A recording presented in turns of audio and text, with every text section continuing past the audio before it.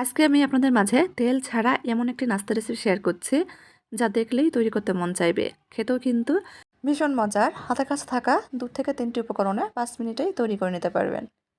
আসসালামু আলাইকুম। কেমন আছেন আপনারা সবাই? আশা করছি সবাই অনেক বেশি ভালো আছেন। সবাইকে আবারও একবার আমন্ত্রণ করছি সাদামাটা রান্নাঘর অ্যান্ড ব্লগসের আরেকটি নতুন ভিডিও দেখার জন্য। তেল ছাড়া এই হেলদি টেস্টি নাস্তাটি একবার কাউকে খাওয়ালে সে কিন্তু বারবার খেতে চাইবে। প্রথমে বোল নিয়েছি। বোলের মধ্যে চায়ের কাপের মেপে হাফ কাপ মতো সুজি দিয়েছি। নিয়েছি 1 কাপ মতো আগে থেকে জাল করে রাখা দুধ। দুধ সম্পূর্ণ ব্যবহার করছি না, হাফ কাপ মতো দুধ দিয়েছি। নেড়েচেড়ে মিশিয়ে নিয়েছি। হাফ কাপের একটু বেশি পরিমাণ দুধ ব্যবহার করেছি, বাকিটা পরে ব্যবহার করব। নেড়েচেড়ে মিশিয়ে নিয়েছি। ঢেকে 5 মিনিটের জন্য রেস্টে রেখে দিব। এই 5 মিনিটের মধ্যে কিন্তু সুজিটা খুব ভালোভাবে ফুলে যাবে। 5 মিনিট পর সুজিটা কিন্তু ফুলে গিয়েছে। ব্লেন্ডারের জারের মধ্যে দিয়ে দিচ্ছি।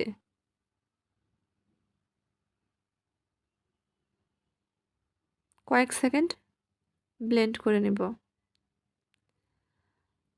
ব্লেন্ড করে নিয়েছি। আবারও বোলের মধ্যে ঢেলে নিচ্ছি।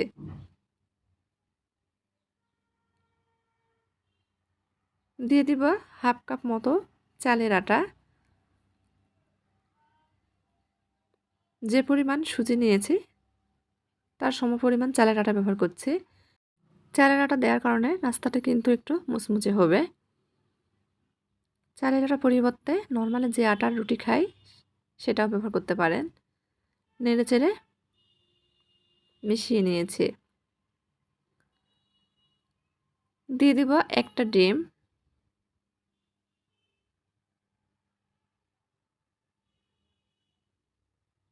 আবারও নেড়েচেড়ে মিশিয়ে নেব।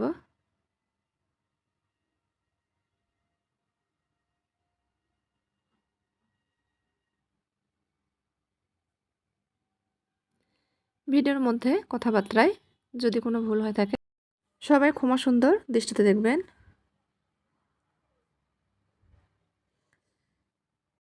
খুব ভালোভাবে মিশিয়ে নিয়েছি। এখন বাকি যে দুধটা রেখে দিয়েছিলাম দিয়ে দিচ্ছি। এখানে আমি পুরো 1 কাপ দুধই ব্যবহার করেছি। অল্প অল্প করে দিচ্ছি আর মিশিয়ে নিচ্ছি। এই ব্যাটার কিন্তু একটু পাতলা করেই তৈরি করে নিতে হবে। মিশানো হয়ে গেলে দিয়ে দিচ্ছি স্বাদ মতো লবণ আর চিমটি পরিমাণ বিট লবণ।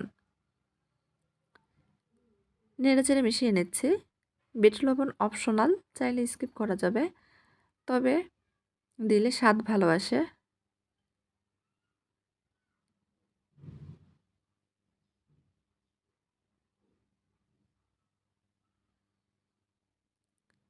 ভালোভাবে মিশিয়ে নিয়েছি।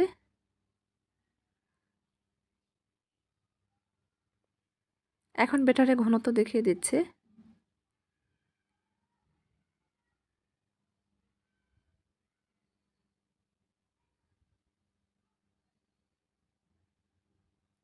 এখানে আমি আরও সামান্য পরিমাণ দুধ ব্যবহার করেছি অফ ক্যামেরাতে। আমার কাছে মনে হচ্ছে ব্যাটারটা কিন্তু এখনও গাঢ় আছে। এর থেকেও কিন্তু একটু পাতলা করে তৈরি করে নিতে হবে। দিয়ে দিচ্ছি হাফ চামচ মতো বেকিং পাউডার। আবারও নেড়েচেড়ে মিশিয়ে নেব। আমি আরও 2 টেবিল চামচ মতো দুধ নাস্তা তৈরি করার আগে অফ ক্যামেরাতে ব্যবহার করেছি। বেকিং পাউডার দিয়ে আবারও নেড়েচেড়ে মিশিয়ে নিচ্ছে।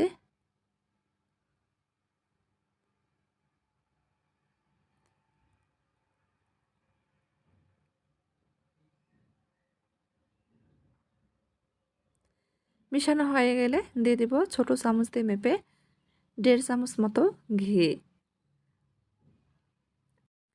এই ঘি দেওয়ার কারণে নাস্তার মধ্যে খুব সুন্দর ফ্লেভার পাওয়া যাবে, খেতে ভালো লাগবে। ঘিয়ের পরিবর্তে তেল ব্যবহার করা যাবে। খুব ভালোভাবে নেড়েচেড়ে মিশিয়ে নিচ্ছে।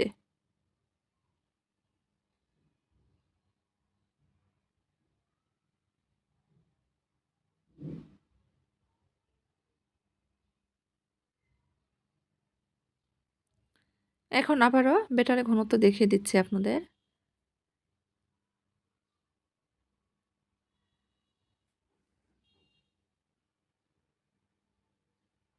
নাস্তা তৈরি করার জন্য ব্যাটার একদম তৈরি। চুলার উপর ফ্রাই প্যান বসে দিয়েছি, ধোয়া ওঠা গরম করে নিয়েছি। টিস্যুতে সামান্য পরিমাণ ঘি নিয়ে পুরো ফ্রাই প্যান মুছে নিয়েছি। তৈরি করে রাখা ব্যাটার থেকে 1 হাতা মতো ব্যাটার দিয়ে দিচ্ছি। চুলার আঁচ মিডিয়াম রেখে কিন্তু নাস্তাগুলো তৈরি করে নিতে হবে। দেখেন মাশাআল্লাহ দেওয়ার সঙ্গে সঙ্গে কিন্তু অসংখ্য জালে যুক্ত হয়েছে।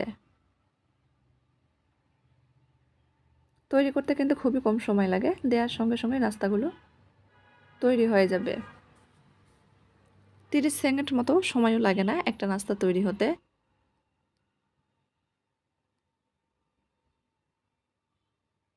একইভাবে সবগুলো তৈরি করে নিয়েছি। চুলার আঁচ কিন্তু মিডিয়ামে রেখেই নাস্তাগুলো তৈরি করে নিতে হবে, তা না হলে কিন্তু জালে যুক্ত হবে না।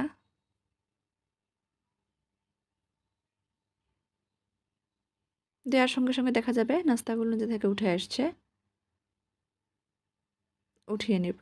একইভাবে সবগুলো তৈরি করে নেব। একইভাবে সবগুলো তৈরি করে নিয়েছি। আপনাদের কাছ থেকে দেখে দিচ্ছি, দেখেন কতটা জালে যুক্ত হয়েছে। তো আমার আজকের এই রেসিপিটি ভালো লাগলে প্লিজ সবাই চ্যানেলটি সাবস্ক্রাইব করবেন, লাইক কমেন্ট শেয়ার করে চ্যানেলের পাশে থাকবেন। সবাই ভালো থাকবেন। আল্লাহ হাফেজ।